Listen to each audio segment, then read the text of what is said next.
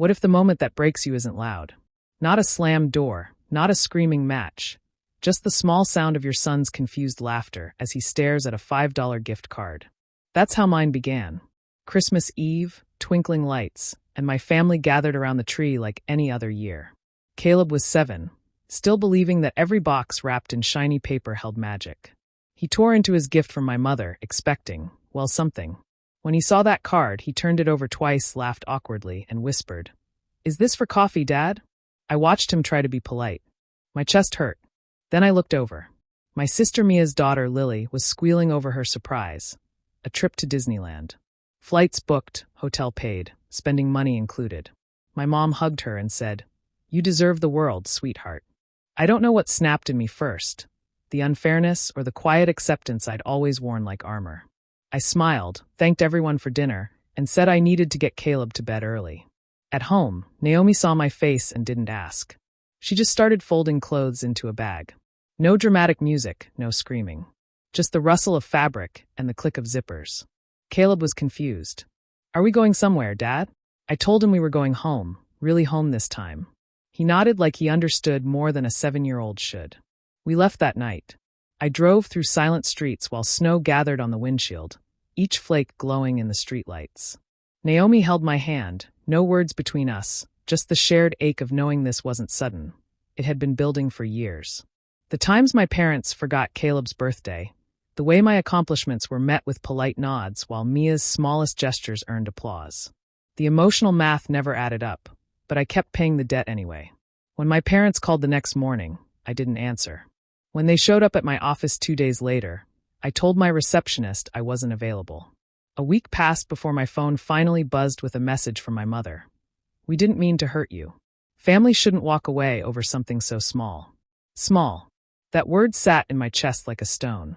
$5 wasn't small. It was 7 years of my son learning that his worth came in leftovers. It was a lifetime of being told to be grateful for crumbs while someone else feasted.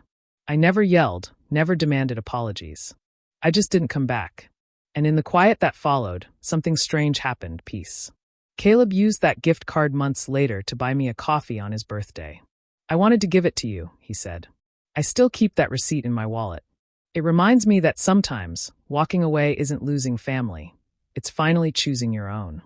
I used to think that keeping everyone happy was the same as being loved. My parents raised me to fix things, not to complain. When my dad forgot his wallet at dinner, I paid. When my mom said, "Mia's just struggling, be a good sister," I handed over money I didn't have. It became normal. My role was to make life smoother for everyone but myself. Mia was always the favorite. She had that easy charm that drew people in. When she failed classes, I stayed up late tutoring her. When she got her diploma, my parents threw her a party. Mine came and went with a small cake and a good job from my dad before he left to help Mia move apartments. I told myself it didn't matter, but it did. Each small moment built a quiet wall between us, brick by brick. When I got my dental degree, I thought things would change. I imagined my parents would finally see me as someone to be proud of. But even then, the praise went to Mia for encouraging me. My success somehow turned into her reflection. She cried at my graduation, called herself emotional, and everyone comforted her. I just smiled, pretending it was fine. The money part started small. Mia's rent was late, her car broke down, her baby needed something, always something. I helped every time because that's what a good daughter does. Meanwhile, I drove a car with a cracked windshield and skipped weekends off because someone had to be responsible. My parents said, "You're the strong one," as if strength was a gift instead of a burden. Even Naomi noticed before I did. She once said, "You keep giving pieces of yourself to people who never give any back." I brushed it off. I told her they just needed me more. Deep down, though, I knew she was right. I wasn't helping, I was being used. The worst part wasn't the money or the attention. It was how natural it all felt. My mother would call me after another of Mia's mistakes, sigh, and say, "You understand her." That meant, clean it up. My father would nod proudly when I fixed things, like a mechanic proud of his reliable tool. I wasn't a daughter anymore. I was their solution. Once, my car broke down on the highway. I called my dad, hoping maybe he'd come help. He said, "Ask Naomi. You're the one with the good job." I waited 3 hours for a tow truck, sitting there in the dark, realizing that if roles were reversed, I'd have driven across town for him without a thought. I learned to expect nothing. I smiled through birthdays where my gifts were forgotten. I took photos of family dinners where my chair felt invisible. I told myself it was love, just shaped differently. But love isn't supposed to drain you. By the time that Christmas came, the pattern was already carved deep. The $5 card wasn't new, it was proof. Proof that no matter how much I gave, they would always see me as the one who could handle less. And maybe that's what finally broke the spell. I wasn't angry anymore. I was done being the one who patched every hole. That night, when I left my parents' house, I wasn't walking away from family. I was walking away from the role they wrote for me, the quiet fixer, the dependable scapegoat. And for the first time in my life, I didn't feel guilty. I felt free. The house felt strangely still that night. No flashing lights, no sound of wrapping paper, no fake laughter echoing from anyone trying too hard to look happy. Just the soft hum of the heater and Caleb's quiet voice asking, "Was I not grateful enough, Dad?" His small hands fidgeted with the blanket as he looked at me, unsure if he had done something wrong. I sat beside him, brushing his hair away from his forehead. "You did everything right, buddy," I said. He didn't look convinced, but Naomi leaned in and kissed his cheek. "Some people don't always know how to give fairly," she added softly. Caleb nodded, though his eyes still carried that confused sadness only kids have when the world stops making sense. After he fell asleep, Naomi and I stood in the doorway for a long time. Neither of us spoke. The air felt thick, heavy with everything we weren't saying. It wasn't just about a $5 gift card. It was about all the years leading up to that moment. The imbalance, the pretending, the quiet disrespect that had become normal. We sat on the couch, the Christmas tree glowing faintly in the corner. Naomi reached for my hand. "Are you sure about this?" she asked. Her tone wasn't doubtful, just weary. "Yes," I said without hesitation. "I'm done trying to fix it." She nodded, and that was it. No speeches, no drama. Just two tired people choosing peace over chaos. I picked up my phone and opened the family group chat. Dozens of messages buzzed from earlier that night, pictures, jokes, updates.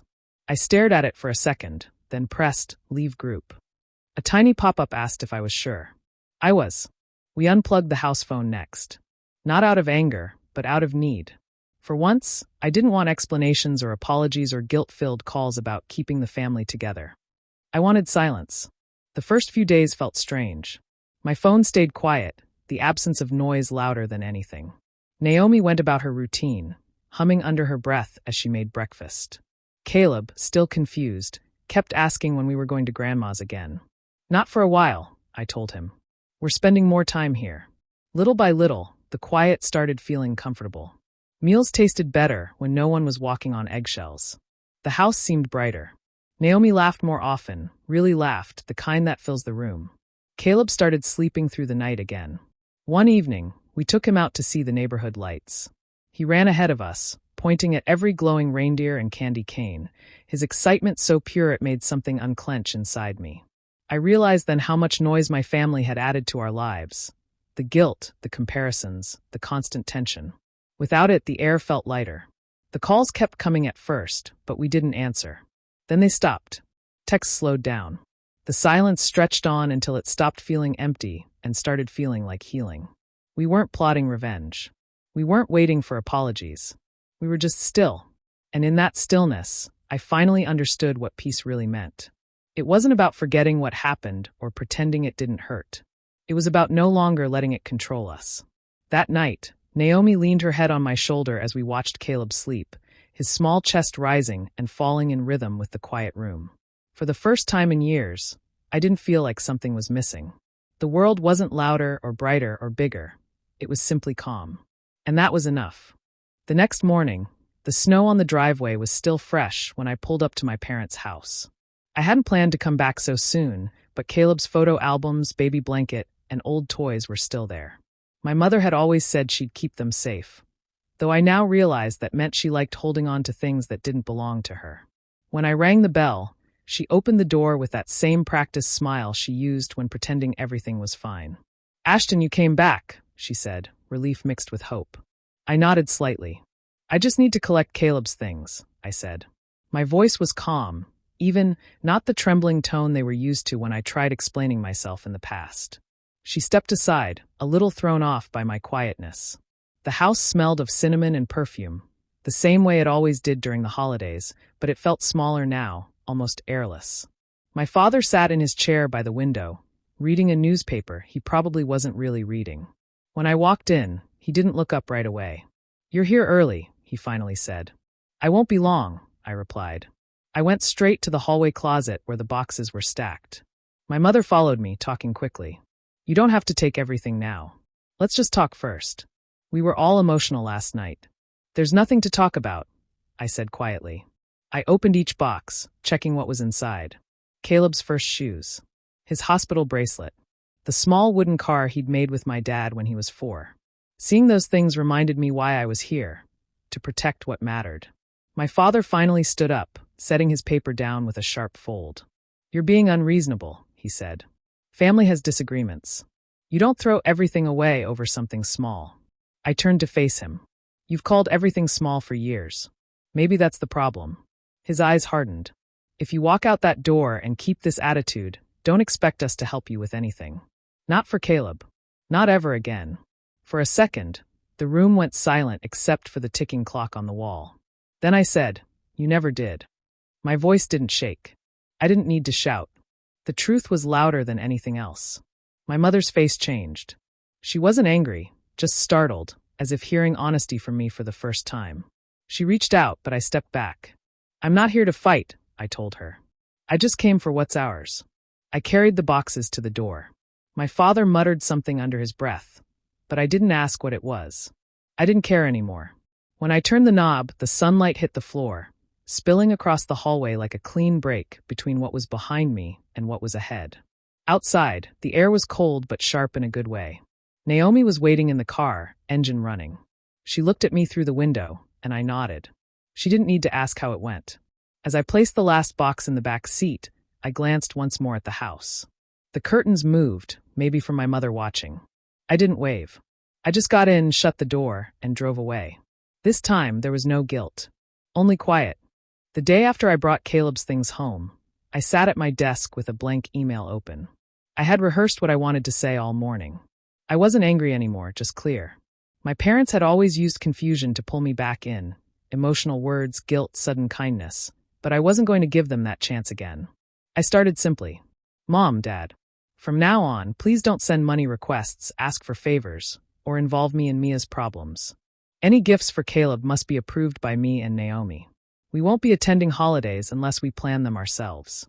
I wish you well, but we need distance for peace." I read it twice, checking that every word was calm, not bitter. Then I pressed send. The reply came faster than I expected. My mother wrote, "I can't believe you'd write something so cold. Family doesn't set rules like business deals." I didn't respond. An hour later, another message appeared, this time from my father. "You're breaking your mother's heart. Do you even think about your sister and Lily? What are you teaching Caleb?" I closed my laptop and left it on the table. Naomi saw my face and said softly, "You did the right thing." That night, my phone filled with missed calls. Then came the texts. "You're tearing the family apart. We've always done our best for you. Why punish us for loving you?" It was the same pattern as always, turning my boundary into an offense. But this time, I didn't reply. The next morning, I saw messages in the family group chat from Mia. "Mom's crying. Are you happy now?" Then another. "Lily misses her cousin. You're confusing her with this drama." I muted the chat and went to work. Throughout the week, they tried different tones. My father called the office pretending to need dental advice. My mother sent pictures of Caleb as a baby, writing, "Don't you want him to know where he came from?" Then, when I didn't respond, she switched to anger. "If this is the kind of person Naomi's turned you into, I pity your son." I didn't delete the messages. I read each one carefully and let them pass. The more they tried to push, the more peaceful my silence felt. Naomi told me, "They're not used to you saying no. That's why they sound scared." She was right. For years, they relied on me to smooth everything over. Now that I'd stopped, they didn't know what to do. By the end of the week, the noise slowed down. The last email from my father was short. "You'll regret this one day." I replied with 2 words, "I won't." The next few evenings felt quiet in the best way. Caleb played in the living room while Naomi read by the window. I made dinner without checking my phone. No sudden calls, no tension waiting behind every notification. It felt strange but clean, like finally breathing air that wasn't borrowed. For the first time, I wasn't waiting for approval or forgiveness. I wasn't trying to explain my side. My message had been clear, and I had nothing else to add. The peace I wanted didn't come from their understanding. It came from finally drawing a line and not stepping back over it. The sun was out that Saturday, bright enough to make the snow sparkle on the sidewalks. Caleb held the small gift card in his mittened hand, the corners already bent from how often he'd looked at it. He'd kept it on his dresser for weeks, not sure what to do with it. That morning, while eating cereal, he suddenly said, "Dad, can we go use it today?" I nodded. "Sure, buddy. Let's make it fun." We drove to the small store near the park, the kind with colorful shelves and friendly staff who always smiled at kids. Naomi came along, her camera tucked in her coat pocket. The bell above the door jingled when we walked in, and the warm air smelled like sugar and chocolate. Caleb looked around, his eyes wide. "Can I really pick anything?" he asked. I said, "Anything you want for $5. It wasn't much, but for him, it felt like an adventure. He wandered between aisles, studying every row of sweets as if he were making a life decision. Naomi and I followed behind quietly, watching him take his time. He picked things up, compared prices, and did the math out loud, his small voice focused and serious. "If I get this chocolate bar, then I can't get the candy cane. But the candy cane is huge." He looked at me, waiting for advice. "Go with what makes you happiest," I said. He grinned and grabbed the biggest red and white candy cane he could find, taller than his forearm. At the counter, he proudly slid the card across to the cashier. She smiled. "Good choice," she said. He watched as she swiped it, his face lighting up when she handed him the receipt. He folded it carefully and slipped it into his pocket like it was something precious. Outside, he unwrapped the candy cane and took a bite. His cheeks were pink from the cold, his eyes bright. "This tastes better than anything Grandma ever gave me," he said between bites. Naomi laughed softly. I smiled but didn't answer. I knew what he meant. We sat on a bench nearby, watching people walk their dogs and kids throw snowballs. Caleb swung his legs and kept talking about how $5 could buy something so good. Naomi leaned close to me and said, "You realize this is the happiest he's been all season?" I nodded. It wasn't about the candy. It was about how simple everything felt. No tension, no pretending to be grateful for unfairness. Just a small boy enjoying his treat. When we got home, Caleb taped the receipt to the fridge. "It's proof," he said proudly. I asked, "Proof of what?" He thought for a moment and said, "That I spent it my way." Naomi smiled at that. I did too. That little piece of paper stayed there, fluttering every time the fridge opened. It wasn't worth much to anyone else, but to us, it was a reminder. Something meant to be small had turned into something freeing. That $5 card had been given to make us feel lesser. But watching Caleb's joy, I realized it had done the opposite. It showed us we didn't need big gestures or expensive gifts to feel lucky. We just needed honesty, space, and a day that was completely our own.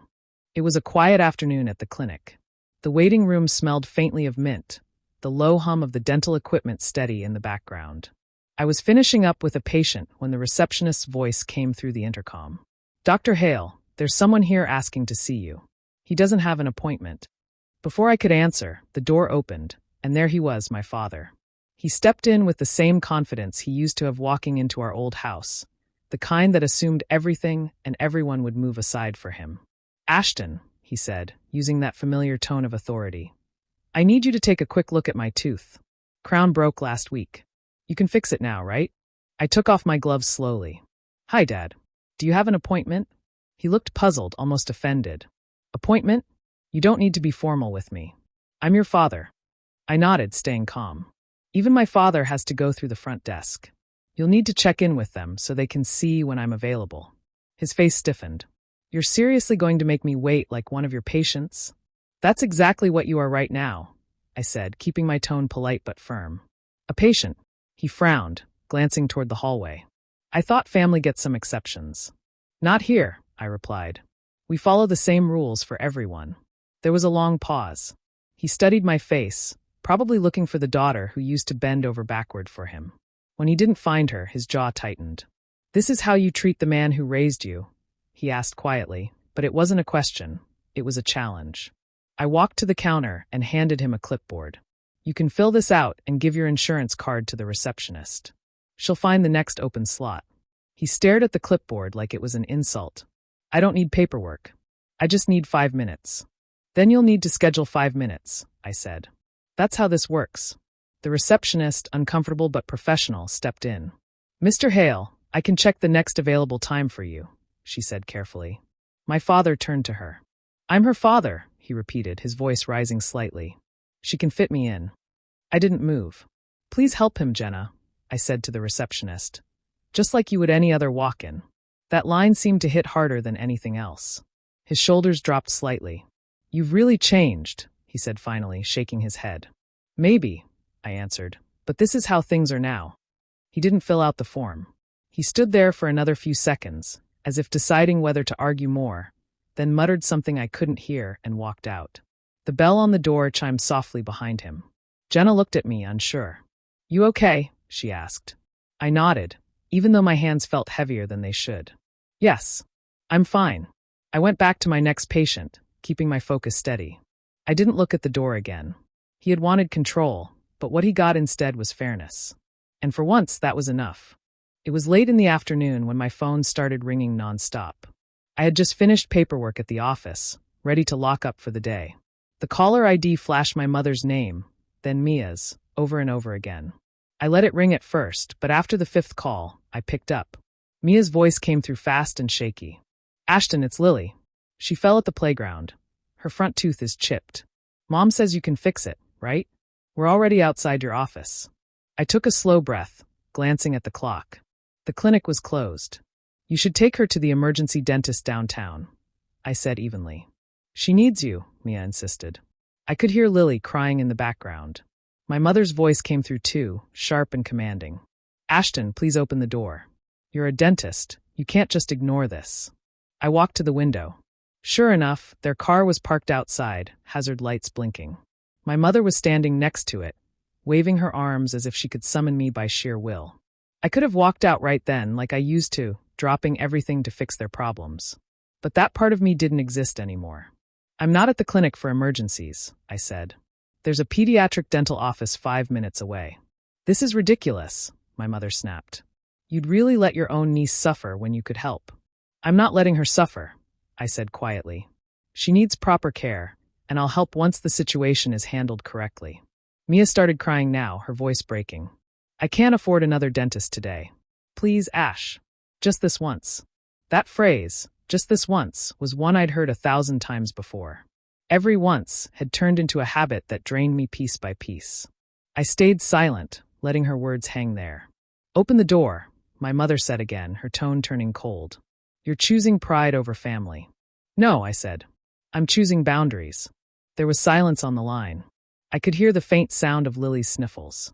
I'll text you the address of a dentist who can take her immediately, I added. They're good with kids. She'll be fine. Then I ended the call. Through the blinds, I saw them talking beside the car. My mother was pacing, gesturing toward the building. Mia held Lily close, her face pale. After a minute, they got back in the car and drove off. I sat down at my desk, the quiet returning slowly. My hands trembled a little, not from guilt, but from how different it felt to stay firm. Naomi called a few minutes later. Everything okay? She asked. They came here, I said. Lily chipped her tooth. I told them where to go. I'm proud of you, she said. Later that evening, Mia texted again. We found the clinic. They fixed it. She's okay. Then another message followed. Mom's furious. She says you've changed too much. I didn't reply. I knew what that meant. They were realizing I wasn't theirs to control anymore. That night, I sat beside Caleb while he drew on the living room floor. He asked what I was thinking about. I smiled a little and said, sometimes people learn things the hard way. He didn't ask more, and I didn't explain. I didn't need to. The lesson had already been written in their own panic. An emergency they thought would bend me had only shown how strong I'd finally become. The next morning, my phone buzzed with a short message from Mia. Lily's tooth hurts again. The filling came loose. Can you please see her? We'll pay whatever you charge. It was the first time she had ever written those words. We'll pay. I read it twice, unsure if it was desperation or change. Either way, I replied, bring her at noon. The clinic will be open for 1 hour. At 12 sharp, their car pulled up. Mia looked tired, holding Lily's hand. My mother followed behind, expression tense. They entered quietly, without the usual sense of control they carried everywhere. Lily gave me a small smile. Hi, Auntie Ash, she said shyly. The tooth was chipped again, and she winced when she spoke. I smiled gently at her. We'll take care of it soon, sweetheart. Then I turned to Mia and my mother. Before I start, we need to go over a few things. Mia frowned, confused. Can we do this later? She's in pain. I shook my head. No, we'll do it now. I need both of you to understand my terms. My mother crossed her arms. This isn't the time for lectures. This is exactly the time, I said evenly. You're here because you need my help. I'll gladly give it, but only if we're clear. They stayed silent, so I continued. First, this visit is not free. You'll pay the standard rate, just like every other patient. Second, my boundaries still stand. No unexpected visits, no favors, no guilt calls. And third, from this moment forward, you respect the limits I've set, or this will be the last time I help. Mia glanced at my mother, waiting for her to argue, but she didn't. My mother's voice was low when she finally spoke. You'd really make us agree to that while your niece is hurting? Yes, I said simply. Because this isn't about punishment. It's about fairness. Mia bit her lip and nodded. Fine, she said quietly. We'll agree. Just please help her. Say it clearly, I said. You both agree to my terms. They exchanged a look before my mother muttered. We agree. I nodded once. Good. Let's begin. I turned my attention fully to Lily, switching into the professional focus I knew best. The rest of the world disappeared as I worked. Steady hands, calm voice, explaining each step so she wouldn't be scared. Within half an hour, her tooth was fixed again, smooth and even. When it was over, Lily smiled wide. It doesn't hurt anymore, she said, touching her mouth with wonder. I gave her a mirror. You're all set. At the front desk, Mia handed her card to the receptionist. My mother hesitated, her hand hovering over her purse, but she didn't say a word. The transaction went through quietly, the sound of the printer spitting out a receipt echoing in the stillness. As they left, Mia turned back. Thank you, she said softly. I nodded. You're welcome. Take care of her. When the door closed behind them, the silence felt steady, not heavy. It wasn't triumph I felt, just balance. For once, everything had been done on equal ground. They had needed me, and they'd finally treated me like the professional I was, not the family's safety net. It wasn't revenge. It was respect, long overdue. A full year passed before December came around again. Life had settled into a gentle rhythm: work, school, weekends at the park. There were no tense phone calls or guilt-filled messages, just the quiet kind of peace that had once felt impossible. Then one morning I saw a new email. It was from my mother. The subject line read, I'm sorry. Her message was short. She wrote that she had been thinking about everything, that maybe she hadn't understood how much she'd hurt me. There were no excuses, no long explanations, just a simple, honest apology. A few days later, another message arrived, this time from my father.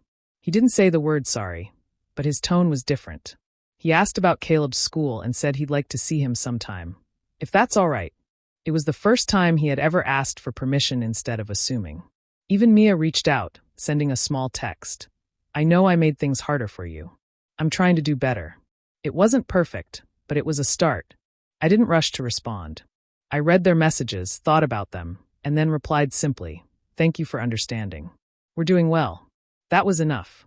There was no need to open old wounds or revisit the past. The truth had already done its work. As December went on, Naomi and I started preparing for Christmas. Caleb was older now, more thoughtful, but still full of excitement. One evening, he asked, can we get a big tree this year?